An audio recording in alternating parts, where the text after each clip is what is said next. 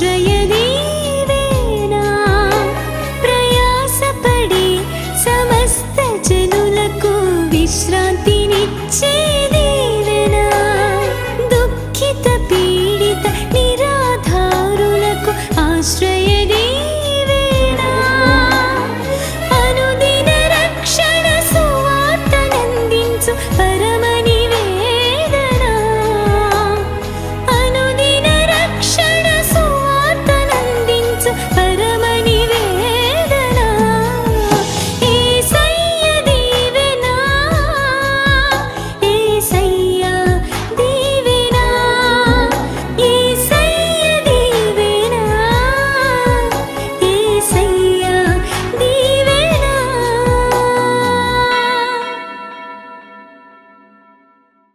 ప్రతి ఒక్కరు చేయాలి పని. దేవుని దగ్గర నుండి ఆశీర్వాదాలు పొందుతా, ప్రభు నాకు అది కావాలి, ఇది కావాలి, ఇది కావాలి, అది కావాలి అన్నీ అడిగి అన్నీ తీసేసుకుని ఫ్రీగా పొందేసుకుని వెళ్ళిపోయి నీ బతికేదో నువ్వు బతికేస్తా, నేను బాగున్నానులే, నా కుటుంబం బాగుంది. స్వార్థపూరితమైన జీవితం అది. క్రైస్తవ విశ్వాసంలో మనం ఎప్పుడు కూడా స్వార్థపరులుగా ఉండకూడదు. ప్రభు మన కొరకు ప్రాణం పెట్టాడు, ప్రభు కొరకు మనం ఏదో ఒకటి చెయ్యాలి. స్తోత్రం చెప్పండి. అందుకు ప్రభు ఈరోజు నిన్ను కూడా పిలుస్తున్నాడు. తల్లి, చెల్లి, తమ్ముడు, అన్న, అక్క, నిన్ను కూడా పిలుస్తున్నాడు ప్రభు. నిన్ను కూడా వాడుకోవాలనుకుంటున్నాడు. నీ ద్వారా కూడా ఆయన మహిమ పొందాలనుకుంటున్నాడు. నీ ద్వారా కూడా ఆయన సేవ జరిగించుకోవాలనుకుంటున్నాడు. నిన్ను కూడా ఈ కడవరి దినాల్లో ఒక సాక్షిగా నిలబెట్టుకోవాలనుకుంటున్నాడు. నీ ఉద్యోగం ద్వారా, నీ వ్యాపారం ద్వారా ఆయన మహిమపరచబడాలని ఆశపడుతున్నాడు. నమ్మకమైన సాక్షిగా దేవుని మాటకు లోబడి వ్యక్తిగా ఉండాలని ప్రభు కోరుకుంటున్నాడు. స్తోత్రం చెప్పండి, హల్లెలూయా. చెప్పండి, హల్లెలూయా. కనుక దేవుని మాట ప్రకారం చేసిన ఈ ఫిలిప్పుకు ఏమొచ్చిందో తెలుసా? ఆశీర్వాదం. పరిగెత్తడం స్టార్ట్ చేశాడు అంతే. మిగతా పొరగంతా పరిశుద్ధాత్ముడు చేయించేశాడు. స్తోత్రం చెప్పండి. ఆయనకు ఆరంభమే తెలుసు, ముగింపు తెలియదు. ముగింపు ఎవరిచ్చారు?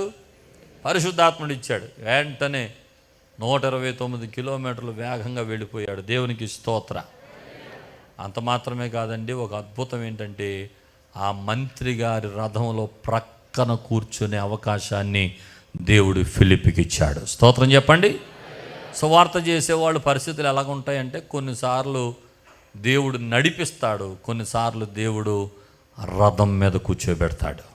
స్తోత్రం చెప్పండి. కొన్నిసార్లు దీన స్థితిలో నడిపిస్తాడు, కొన్నిసార్లు దేవుడు సంపన్న స్థితిలో పెడతాడు. స్తోత్రం చెప్పండి. పౌలు అదే అంటాడు, దీన స్థితి నేను ఎరుగుదును, సంపన్న స్థితి కూడా నాకు తెలుసు. అవును సువార్థికులకు, దేవుని సేవకులకు కొన్నిసార్లు కరువులు, కష్టాలు, ఇరుకులు, ఇబ్బందులు కూడా నడిపిస్తాడు. కొన్నిసార్లు దేవుడు ఆ కష్టాన్ని చూచి ఆశీర్వదించి గొప్ప స్థితిని కూడా దేవుడిస్తాడు. స్తోత్రం కలుగును గాక. చెప్పండి, హల్లెలూయా. కాబట్టి మాట వింటే, ఆయన మాట ప్రకారం చేస్తే, ఆయన ఆలోచనిస్తున్నప్పుడు, ఆయన నీతో మాట్లాడుతున్నప్పుడు, ఆయన దర్శనం ఇస్తున్నప్పుడు, మీలో కొందరు దర్శనాలు చూసిన వారు కూడా ఉన్నారు. ప్రభు నాతో మాట్లాడుతున్నాడు ఈ మాట. మీలో కొందరు దర్శనాలు చూసిన వారు కూడా ఉన్నారు. సేవ చేయాలన్న దర్శనాలు చూసిన వారు కూడా ఉన్నారు. మనకెందుకులే అని చల్లార్చుకుని కూర్చున్నారు. ఈరోజు ప్రభు మీతో మాట్లాడుతున్నాడు. ఆయన పని కొరకు మిమ్మల్ని ప్రేరేపిస్తున్నాడు. స్తోత్రం కలుగును గాక. చెప్పండి, హల్లెలూయా. నిన్నటి దినాన్ని 23 మందికి మరలా మన బైబిల్ కాలేజీలో గ్రాడ్యుయేషన్ ఇచ్చాం. నిన్న 23 మంది ట్రైనింగ్ పూర్తి చేసుకుని పట్టభద్రులై తిరిగి వెళ్ళారు. చప్పటగొట్టి ప్రభువుని కనపరచండి. ఇప్పటికి 460 మంది చిల్లరు, 12 సంవత్సరాలుగా 460 మందికి మన బైబిల్ తర్పిదిచ్చి సేవకులుగా మన సంఘం నుండి పంపించగలిగాం. స్తోత్రం చెప్పండి. ఇంకా ప్రోత్సహిస్తున్నాను. మన సంఘం నుండి లేవాలి సేవకులు, మన సంఘం నుండి లేవాలి. ఇంకా అనేక మంది సేవ చేయాలి, దేవుని కొరకు బ్రతకాలి, దేవుని కొరకు జీవించాలని దేవుని సేవకునిగా మనవి చేస్తున్నాను. స్తోత్రం కలుగును గాక. చెప్పండి, హల్లెలూయా. 5 మాటలు చెప్పండి. 1 నమ్మకమైన పనివాడు, 2వది ఆత్మతో నిండుకున్నవాడు, 3వది జ్ఞానముతో నిండుకున్నవాడు, 4వది మంచి పేరు పొందినవాడు, 5వది దేవుని మాట ప్రకారం సేవ చేసినవాడు. స్తోత్రం చెప్పండి, హల్లెలూయా. 6వ మాట ఆత్మీయ నాయకులను విడువని వాడు. చెప్పండి, ఆత్మీయ నాయకులను విడువనివాడు. అపోస్తలుల గారి 8వ అధ్యాయం 14 నుండి 17 వచనాలు. ఫిలిప్పు ద్వారా సమరయలో అనేకులు దేవుని వాక్యమును అంగీకరిస్తున్నారని తెలుసుకొని పేతురు యోహానులు కూడా వారి దగ్గరికి వచ్చారట. స్తోత్రం చెప్పండి హల్లెలూయా. వారి దగ్గరకు రాగానే పేతురు యోహానులను చేరదీసి వారిని ఆహ్వానించి ఆ పరిచర్యలో వారిని కూడా వాడుకున్నాడు, నిలవబెట్టాడు ఫిలిప్పు. స్తోత్రం చెప్పండి. ఎందుకు గౌరవించాడు పేతురు యోహానుల్ని? ఎందుకు గౌరవించాడు ఫిలిప్పు? ఎందుకు చేర్చుకున్నాడు? ఆ పరిచర్యలు ఎందుకు స్థానం ఇచ్చాడు అంటే ఒకటే, అసలు నేను ఎక్కడి నుండి వచ్చాను? పేతురు యోహానుల దగ్గర ఆ మందిరంలో వాక్యం చెప్తున్నప్పుడు నేను కింద కూర్చున్న దేవుని వాక్యాన్ని విన్నాను. వాళ్ళిద్దరు ఎవరు? నా ఆత్మీయ నాయకులు. చెప్పండి, ఎవరు వాళ్ళిద్దరు?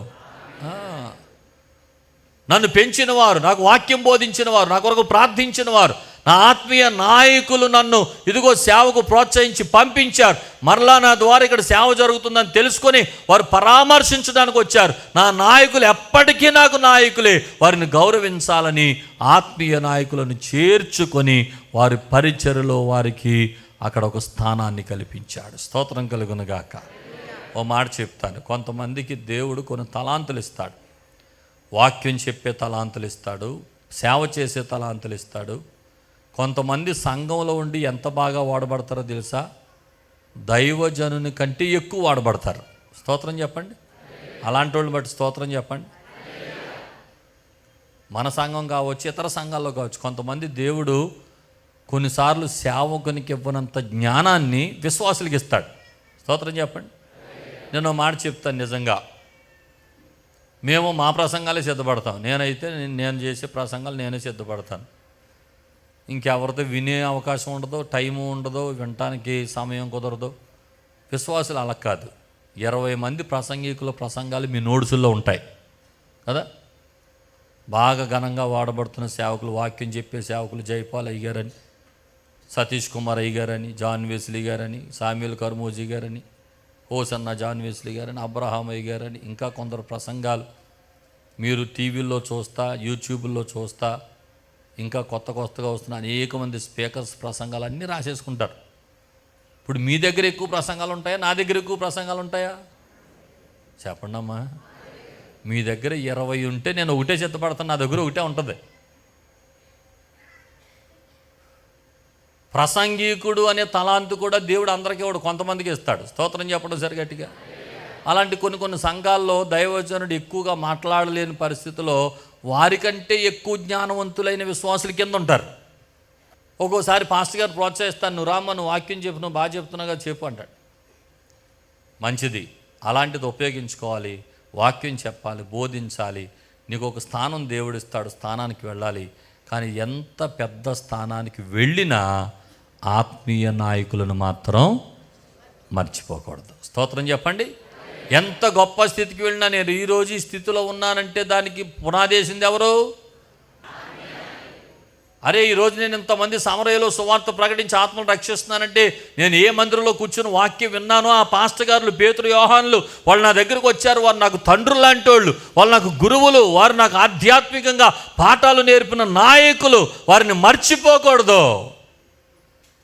కనుక మీకు కూడా చెప్పేది ఏంటంటే ఆత్మీయ నాయకులకు ఇవ్వాల్సిన స్థానాన్ని వారికి ఖచ్చితంగా ఇవ్వాలి. స్తోత్రం చెప్పండి. మీరు సువార్తలో మారిపోయి పెద్ద సువార్తికుడిగా మారిపోయి పెద్ద పాస్టర్గా అయిపోండి. ఎంత పెద్ద స్థితికి వెళ్ళినా మీ కొరకు ప్రార్థించిన, మీ కొరకు ప్రోత్సహించిన, మీకు వాక్యములో నడిపించిన, మిమ్మల్ని ప్రార్థనలో నడిపించిన ఒక ఆత్మీయ నాయకులని వాళ్ళు మీకు ఖచ్చితంగా ఉంటారు.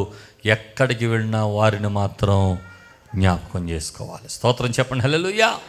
చూడండి, ఎదిగినా కానీ ఒదిగి ఉండడం అంటే ఇదే కదా. స్తోత్రం చెప్పండి. ఫిలిప్పు ఒక స్థాయికి వచ్చేసినా కానీ వారు ఆత్మీయ నాయకులకి ఇవ్వాల్సిన స్థానానికి వాళ్ళకు మాత్రం ఇచ్చేస్తున్నాడు. అలాగే ఉండాలి మన ఆధ్యాత్మిక జీవితంలో. కొంతమంది ఉంటారు, కొంచెం తెలివితేటలు వస్తే, కొంచెం జ్ఞానం వస్తే, కొంచెం పాస్టర్ గారి కంట బాగా మాట్లాడుతూ వస్తే పాస్టర్ గారి మీదే ప్రసంగాలు చేస్తారు. అద్భుతమైన క్యారెక్టర్లు కదా. దేవుడు కొంచెం తలాంతులు ఇస్తే వాళ్ళని డామినేట్ చేసేసి, వాళ్ళని ఓవర్టేక్ చేసేసి, అసలు ఆయనకేం వచ్చండి, అసలు ఆవిడకేం వచ్చండి, నాకు తెలిసినంత కూడా వాళ్ళకి తెలియదండి, నేను అది చదివానండి, ఇది చదివానండి, అది తెలుసండి, ఇది తెలుసండి. అని వెర్రవీగిపోయి దైవ సేవకుల కన్నా ఎక్కువగా గర్వపడే వాళ్ళు చాలామంది ఉంటారు. నాశనమునకు ముందు గర్వం నడుస్తుంది. అది నాశనానికే దారితీస్తా తప్ప నువ్వు ఆడబడటానికి పనిచేయదు. అందుకని ఎంత ఎదిగినా ఎంత జ్ఞానవంతుడివైనా ఆత్మతో నిండుకొనిన ఫిలిప్పులాగా తగ్గించుకొని ఉండాలి. స్తోత్రం కలుగునుగాక. చెప్పండి గట్టిగా, ఇంకా గట్టిగా చెప్పండి హల్లెలూయా. కనుక ఫిలిప్పు కూడా తన ఆత్మీయ నాయకులను విడిచిపెట్టలేదు. చెప్పండి, ఆత్మీయ నాయకులను విడిచిపెట్టలేదు. 6వ మాట చెప్పండి, ఆత్మీయ నాయకులను. 6 చెప్పండి. 1 నమ్మకమైన పనివాడు, 2 ఆత్మతో నిండుకున్నవాడు, 3 జ్ఞానంతో నిండుకున్నవాడు, 4 మంచి పేరు పొందినవాడు, 5 దేవుని మాట ప్రకారం సేవ చేసినవాడు, 6 ఆత్మీయ నాయకులను విడివనివాడు. స్తోత్రం చెప్పండి హల్లెలూయా. 7వ మాట మంచి కుటుంబ యజమాని. చెప్పండి, మంచి కుటుంబ యజమాని. సేవలో, దేవుని పరిచర్యలో, సువార్త ప్రకటనలో, దేవుని కొరకు జీవించాలన్న తపనలో, మీరు చేసే ప్రయాసలో కుటుంబ నేపథ్యం అనేది చాలా ముఖ్యమైనది. స్తోత్రం చెప్పండి. మన ఇల్లు బాగోకుండా అవతలోడింటికి సువార్త చెప్పడానికి మనం పనికిరాం. ముందు మన ఇల్లు బాగుండాలి. ఆమేన్ చెప్పండి. ఈ ఫిలిప్పు గృహాన్ని గురించి కూడా మనం ఆలోచన చేస్తే అపోస్తలుల కార్యం 21వ అధ్యాయం 8 నుండి 10 వచనాలు చదువుతున్నప్పుడు అతనికి 4 కుమార్తెలు ఉన్నారు. చదువుదాం ఒకసారి ఆ మాటలు. మరునాడు మేము బయలుదేరి కైసరేకు వచ్చి 7గురిలోనొకడును సువార్తికుడునైన ఫిలిప్పు ఎంట ప్రవేశించి, ఎవరాల్లో అపోస్తుడైన పౌలు, తిమోతి వాళ్ళందరూ కూడా వీళ్ళ ఇంటికి వచ్చారు. అక్కడ ఏం చూశారు? 9వ వచనం.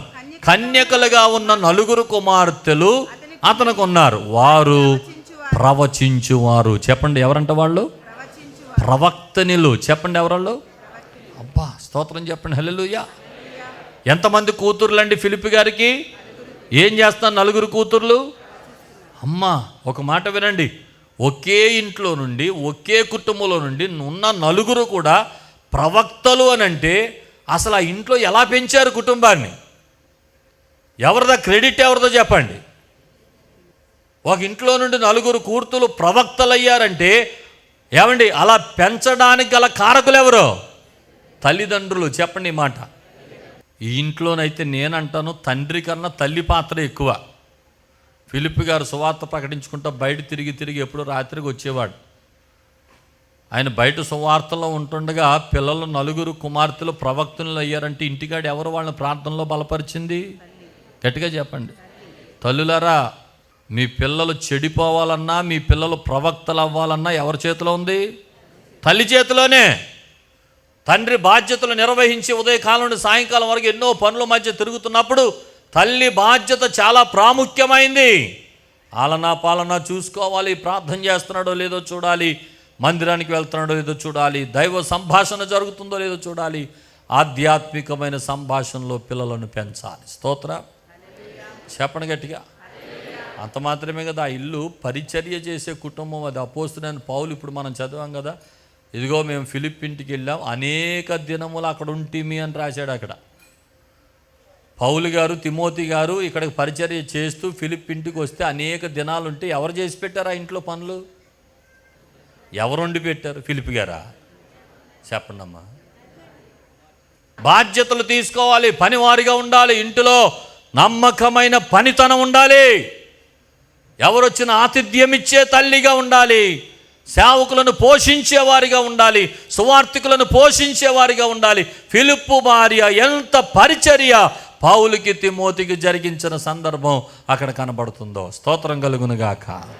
చెప్పాలి హల్లెలూయా. 4 కుమార్తెలు ప్రవచించేవారు. ఆశ ఉండాలి. అలాంటి ఆశ ఉండాలి. నా బిడ్డలు ప్రవక్తలుగా మార్చబడాలి, నా బిడ్డలు ఉపదేశకులుగా మార్చబడాలి, నా బిడ్డలు యాజకులుగా మార్చబడాలి, నా బిడ్డలు ప్రభు కొరకు ఉపయోగపడాలి, నా బిడ్డలు సేవ చేసేవారిగా ఉండాలి. ఆమేన్ చెప్పండి, గట్టిగా చెప్పండి. ఏమండి, పిల్లలను ప్రోత్సహించండి దేవుని సేవ కొరకు. అదిగో ఫిలిప్పు దంపతుల్లాగా ఉండాలి మీ భార్య భర్తలు. ఆధ్యాత్మిక సంభాషణ జరగాలి ఇంట్లో. అందుకే మేము ఏమంటామంటే, అరే పిల్లల్ని సండే స్కూల్కి పంపండి, పిల్లల్ని యూత్ మీటింగ్కి పంపండి అని ఎందుకు అంటామంటే, వారిలోనికి కొన్ని ఆధ్యాత్మిక భావాలు చేర్చబడతాయి. స్తోత్రం చెప్పండి. పిల్లల్లో ఆధ్యాత్మిక భావాలు రావాలి. దేవుని కొరకు జీవించాలన్న ఆ భావన చిన్ననాటి నుండి వారిలోకి వస్తేనే వారు పెద్ద ఎదిగిన తర్వాత ప్రభువు కొరకు జీవిస్తారు. స్తోత్రం కలుగును గాక. హల్లెలూయా, హల్లెలూయా, హల్లెలూయా. ఈ మధ్య కాలంలో నా కుమార్తె ఎల్సీతో మాట్లాడుతున్నప్పుడు నాకు చాలా సంతోషం కలుగుతుంది. అప్పుడప్పుడు సంవత్సర కాలం అవుతుంది తను బైబిల్ కాలేజీకి వెళ్ళి. ఈ మధ్యలో ఎప్పుడు మాట్లాడిన, డాడీ ఈరోజు పలానా దేశం నుండి మా కాలేజీకి ఒక స్పీకర్ వచ్చారు డాడీ, అసలు ఎంత అనాయింటింగ్ డాడీ, ఎంత చక్కగా మాట్లాడుతున్నారు డాడీ, ఎన్ని గొప్ప విషయాలు చెప్పారు డాడీ అని ఒక్కొక్క స్పీకర్ గురించి వారు చెప్పిన మెసేజ్ల గురించి నాతో పంచుకుంటున్నప్పుడు ఓన్లీ నా కుమార్తెలోకి ఆధ్యాత్మిక భావాలు మొదలయ్యాయి. దేవుడు బలపరుస్తున్నాడు, ఆ బిడ్డ గొప్ప ప్రవక్తనగా వాడబడుతుందన్న నమ్మకం, ధైర్యం దేవుడు నాకు అనుగ్రహిస్తున్నాడు. స్తోత్రం కలుగును గాక. చెప్పండి హల్లెలూయా.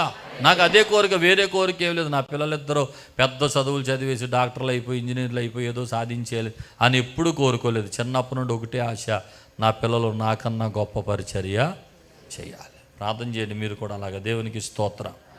ఎందుకు ఈ మాట చెప్తున్నానంటే ప్రతి తల్లి తండ్రి వారి బిడ్డల కోసం ఆధ్యాత్మికంగా ఆలోచన మాత్రం విడిచిపెట్టకండి. ఆలోచించండి ఆధ్యాత్మికంగా. నా పిల్లల్ని ఎలా పెంచాలి, నా పిల్లలు ప్రవక్తలు అవ్వాలి, నా పిల్లలు యాజకులు అవ్వాలి, నా పిల్లలు సేవ చేయాలి, నా పిల్లలు అలా వాడబడాలి, ఇలా వాడబడాలి. దేశానికి గొప్ప సాధనాలుగా నా కుమార్తె ప్రవచించు కుమార్తెగా, నా కుమారుడు ప్రవచించే కుమారుడిగా, ప్రవక్తలుగా జీవించాలి లోకం కొరకని ప్రార్థించండి. దేవుడు ఆ రీతిగా మీ బిడ్డలను వాడుకుంటాడు. స్తోత్రం కలుగును గాక. మంచి కుటుంబ యజమానుడు. చెప్పండి మంచి కుటుంబ, కొంచెం గట్టిగా చెప్పండి ఆమేన్. చెప్పండి ఆమేన్. యెహోషువ అంటాడు, మీరు ఏం చేస్తారో నాకు తెలీదు, నేనును నా ఇంటి వారును యెహోవాను సేవిస్తాం. ఆమేన్. చెప్పండి ఆమేన్.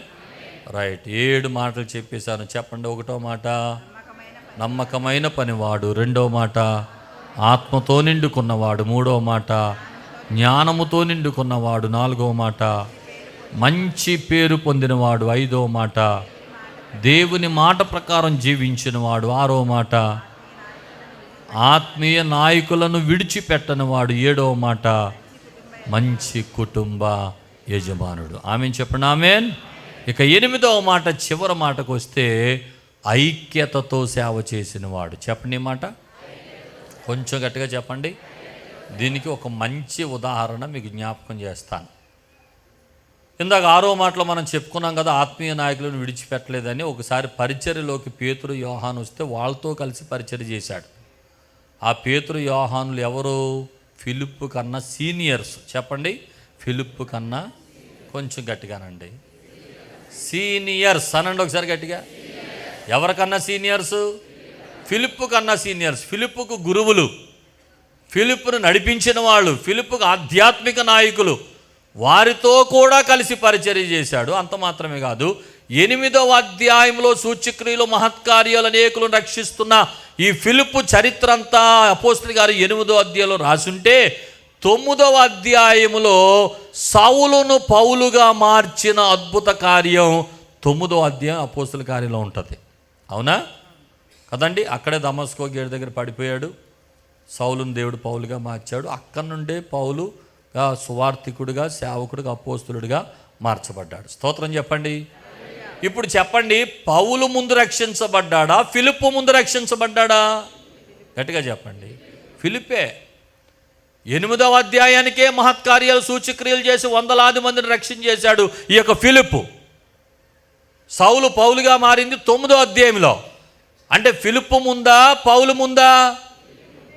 ఇప్పుడు ఫిలిప్పుకి జూనియరా, సీనియరా పౌలు? ఇదే జూనియర్. ఇందాక చదువుకున్న మాటలు 8వ అధ్యాయం. మరునాడు మేము బయలుదేరి ఏడుగురిలోనొకడు సువార్థికుడునైన ఫిలిప్పు ఎంట ప్రవేశించి ఉంటిమి. అతను గుండిరి ప్రవచించువారు. మేము అనేక దినములు అక్కడ ఉండగా. స్తోత్రం చెప్పడం ఒకసారి గట్టిగా. ఇప్పుడు ఈ పౌలు, రక్షణ పొందిన పౌలు, ఫిలిప్పు ముందే రక్షించబడిన పౌలు, ఫిలిప్పు ముందే సేవకు వచ్చిన పౌలు, ఫిలిప్పు ముందే సువార్థికుడిగా, అపోస్తులుగా మార్చబడిన పౌలు, ఫిలిప్పు కన్నా జూనియర్గా ఉన్న పౌలు ఈ ఫిలిప్ ఇంటికి వస్తే పౌలును కూడా చేరదీశాడు. స్తోత్రం చెప్పడం సరి గట్టిగా. ఇందాక సీనియర్స్తో కలిసి పనిచేశాడు, ఇప్పుడు గట్టిగా జూనియర్స్తో కలిసి పనిచేస్తున్నాడు. స్తోత్రం చెప్పండి. ఆధ్యాత్మిక ఆలోచనలు ఉన్నవాళ్ళు ఎప్పుడు కూడా ఇలా ఉండాలి. సీనియర్స్ వస్తే గౌరవించాలి, జూనియర్స్ వస్తే ప్రోత్సహించాలి. ఆమేన్ చెప్పండి. నీకన్నా సీనియర్ అయితే గౌరవించాలి, నీకన్నా జూనియర్ అయితే ప్రోత్సహించాలి. అలా వెళ్ళిపోవాలి దేవుని సేవలో. స్తోత్రం చెప్పండి, గట్టిగా చెప్పండి. సేవే కాదు, ఆధ్యాత్మిక స్థితిలో కూడా, ఒక విశ్వాస జీవితంలో కూడా నేచర్ ఉండాలి మనకి. చాలామంది అలా ఉండరు. సంఘంలో కూడా ఎంత భేదాలు చూపిస్తారంటే, మన్నా చర్చికి నేను 30 సంవత్సరాల నుండి విశ్వాసిని, ఆడు నిన్నగాక మొన్న వచ్చి ఏంటి అయ్యగారి దగ్గర రెచ్చిపోతున్నాడు అని ఒక డేగ కన్ను వేసే విశ్వాసులు కూడా ఉంటారు కొంతమంది మీద కదా. లేకపోతే వాళ్ళ మీద డైలాగులు వేసేస్తారు, ఏంటి ఈ మధ్య బాగా ఊహు పరిగెడుతున్నావు, పరిగెత్తు, మేమేలాగే పరిగెత్తాం, వాళ్ళ వెనకాల మేమేలాగే చేసాం అని సైడ్ మాటలు, విపరీతమైన డైలాగులు వేసి విశ్వాసులను కించపరిచే కొంతమంది సంఘాల్లో కనపడుతూ ఉంటారు. కొంతమంది అసలు ప్రోత్సహించరండి. కొంచెం సీనియర్ గాయకులు అనుకో, కొత్తగా ఎవరైనా సింగర్గా బయటకు వస్తే వాళ్ళకి అవకాశాలు ఎవరు, వాళ్ళు రానవరు, వీడు ఎక్కడ నన్ను తన్నుకుంటా వెళ్ళిపోతాడా, ఎక్కడ సీనియర్ అయిపోతాడా అని తొక్కుతూ ఉంటారు. ఇది బయట రంగాల్లో జరిగేది, దేవుని పనిలో అలా జరగకూడదు. స్తోత్రం చెప్పండి. నువ్వు సీనియర్వా జూనియర్వా కాదు, దేవుని సేవకుడివేనా ఆ మాట. దేవునికి స్తోత్రం చెప్పండి. దేవుని మహాకృపను బట్టి దేవుడు ఎందుకు పెట్టాడో కానీ నాకు ఒక మనసు పెట్టాడు. పరిచర్యకు వచ్చిన తొలి రోజుల నుండి నా వెనకాల ఉన్న వాళ్ళందరినీ నాతో పాటు లాక్కి రావటం. స్తోత్రం చెప్పండి. నాకన్నా చిన్న వాళ్ళందరినీ ముందుకు తోయటం. స్తోత్రం చెప్పండి. ఎంతోమందిని తోసే వాళ్ళు పెద్దోళ్ళు అయ్యారు. దేవునికి స్తోత్రం చెప్పండి. ఇప్పటికీ ఆగలేదు, లాగుతూనే ఉన్నాను. ఇంకా ఎవరు వెనకాల ఉన్నారో, మంచి ప్రసంగికులు ఉన్నారా, వాళ్ళు మరుగైపోయి ఉన్నారా, వాళ్ళని తీసుకురావాలి, వాళ్ళని నిలబెట్టాలి, వాళ్ళని సమాజానికి పరిచయం చేయాలి, ఇంకా వాళ్ళు వాడబడాలి, వాళ్ళు ఒక పేరు ఇంకా పైకి వెళ్ళాలి, వారు దేవుల్లో నిలబడాలి, గట్టిగా ఆత్మను రక్షించాలి అని నాకన్నా వెనకాల వచ్చిన వారి కోసం నేను చూస్తూనే ఉంటాను.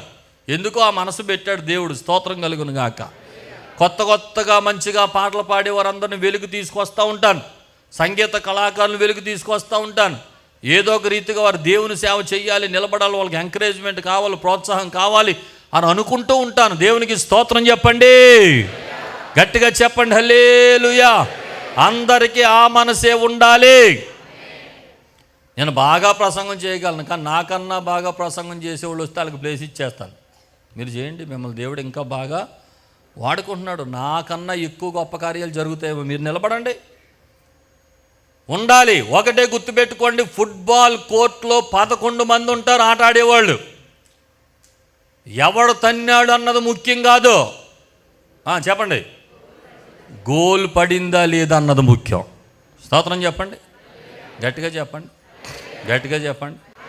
సేవలో కూడా అంతే. ఏ సేవకుడు నిలబడ్డాడు, ఆ సేవకుడా ఈ సేవడా కాదు, అక్కడ నిలబడిన వాని ద్వారా దేవుని కార్యం జరిగిందా లేదా, కొన్ని ఆత్మలు రక్షించబడ్డారా లేదా, ప్రభు కార్యాలు జరుగుతున్నాయా లేదా, అది చూసుకోవాలి. స్తోత్రం చెప్పండి.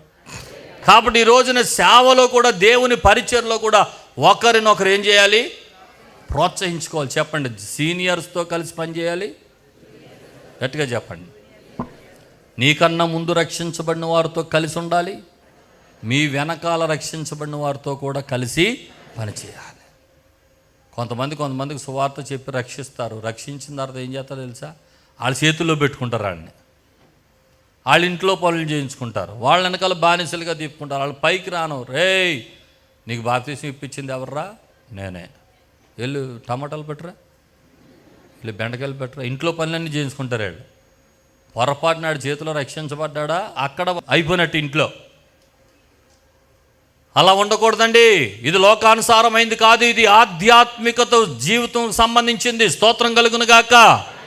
ఎప్పటికప్పుడు ప్రోత్సాహమే ఉండాలి. ఆమేన్ చెప్పండి ఒకసారి గట్టిగా. ఎప్పటికప్పుడు అనేకులను ప్రోత్సహిస్తూ నడిపించేదై మన పరిచర్య ఉన్నప్పుడు దాని ఫలాన్ని మనం ఖచ్చితంగా చూడగలుగుతాం. స్తోత్రం చెప్పండి. కాబట్టి ఈ రోజున పరిశుద్ధాత్మ దేవుడు మనతో మాట్లాడుతుండగా, మనం దర్శిస్తుండగా ఆలోచన చేయి. దేవుని పరిచర్య పట్ల ఒక తృష్ణ ఉందా? ఒక ఆశ ఉందా? ఒక ఆలోచన ఉందా? ఒక తీవ్రత ఉందా? ఈ రోజున పరిశుద్ధాత్మ దేవుడు నిన్ను దర్శిస్తున్నాడు. ప్రభువు నీతో మాట్లాడుతున్నాడు. ప్రభువు నిన్ను సంధిస్తున్నాడు. నీ జీవితంలో ఒక మాటను తెలియచేస్తున్నాడు. ఇప్పటికే అనేక పర్యాయాలు ప్రభువు చేత బోధించబడ్డావేమో, నా పరిచర్య చేయమని, నా కొరకు జీవించమని, నా సేవ చేయమని దేవుని చేత హెచ్చరించబడ్డావేమో, దేవుని స్వరాన్ని విన్నావేమో, దేవుడు నీతో మాట్లాడాడేమో, నువ్వేమి పట్టించుకోకుండా ప్రభు కొరకు ఏమి చేయకుండా బ్రతుకుతున్నావేమో. ఈ రోజున పరిశుద్ధాత్మ దేవుడు నీతో మాట్లాడుతుండగా ఒక్కసారి ప్రభువా నీ కొరకు జీవిస్తానైనా, నీ కొరకు బ్రతుకుతాను. నా జీవితంలో ఇంటర్మీడియట్ చదవడానికి భీమవరం వెళ్ళిన టైంలో పరిశుద్ధాత్మ దేవుడు నాతో మాట్లాడాడు. నేను ప్రేమించి నీ కొరకు ప్రాణం పెట్టాను, నా కొరకు నువ్వేం చేస్తావు? ఆ ఒక్క స్వరానికి లోబడి ప్రభువా నాలో ఊపిరినంత వరకు నీ కొరకే జీవిస్తానని సమర్పణ తీసుకుని సేవకు వచ్చాను. నమ్మదగిన దేవుడు. నేను యోగ్యుణ్ణి కాదు, కానీ ఆయన ప్రేమను బట్టి ఆయన నన్ను నిలవబెట్టుకున్నాడు. ఆయన కృపను బట్టి ఆయన నన్ను నిలవబెట్టుకున్నాడు. ఆయన తన మంచితనాన్ని బట్టి ఏ యోగ్యత లేని నన్ను ఆయన నిలవబెట్టుకున్నాడు. స్తోత్రం కలుగునుగాక. కాబట్టి నన్ను పిలిచిన దేవుడు విడిచిపెట్టలేదు, తండ్రిని పిలిచిన దేవుడు విడిచిపెట్టలేదు. ఈరోజు మిమ్మల్ని కూడా పిలిచి ఎంకరేజ్ చేస్తూ నా పని చేయి, నా కొరకు సాక్షిగా జీవించు అని పిలుస్తున్న ప్రభు మిమ్మల్ని కూడా విడిచిపెట్టడు, మిమ్మల్ని అనాథులను చేయడు, గొప్ప కార్యాలు మీ జీవితంలో జరిగిస్తాడు. కనుక ప్రభు సందులో ప్రభువా నీ కొరకు బ్రతుకుతానైనా నన్ను ఆశీర్వదించండి అని తలలు వంచి కళ్ళు మూసుకొని ఒక ప్రార్థన చేద్దాం. పరమ తండ్రి, లేచి నిలబడిన ప్రతి బిడ్డను మీ చేతులుగా అప్పగిస్తున్నా. వాక్యము నిష్ఫలంగా తిరిగి రాదు అని. ఇదిగో నాయన హృదయాల్లోనికి వెళ్ళి ఫలించి నాయన నీ కొరకు సాక్షులను సిద్ధపరిచింది. నీకు స్తోత్రాలు. లేచి నిలబడిన ప్రతి బిడ్డను మీరు ఆశీర్వదించండి. వారి ఆఫీసుల్లో, వారి వ్యాపారాల్లో, వారి ఉద్యోగాల్లో నీ కొరకు బిడ్డలు జీవించాలనైనా, నీ కొరకు బిడ్డలు జీవించాలి ప్రభు. ఇంకను బలపరచండి, బలమైన కార్యాలు జరిగించండి. వీరిలో నుండి అనేక మంది సేవకులను లేవనెత్తండి, సేవకురాండ్రలను లేవనెత్తండి. ఈ కడవరి దినాల్లో కోత ఎంతో విస్తారం ఉంది, పనివారు కొద్దిమంది ఉన్నారు ప్రభు. ఇంకా పనివారు కావాలని అడుగుతుండగా ఆయన వీరిలో ఉన్న అనేకులను సిద్ధపరచండి. నీ కార్యాలు జరిగించి మీరే మహిమ ఘనత ప్రభావం పొందుకునమని యేసు అతి శ్రేష్టమైన నామమును వేడుకొని ప్రార్థిస్తున్నాము మా పరమ తండ్రి. ఆమేన్, ఆమేన్, ఆమేన్.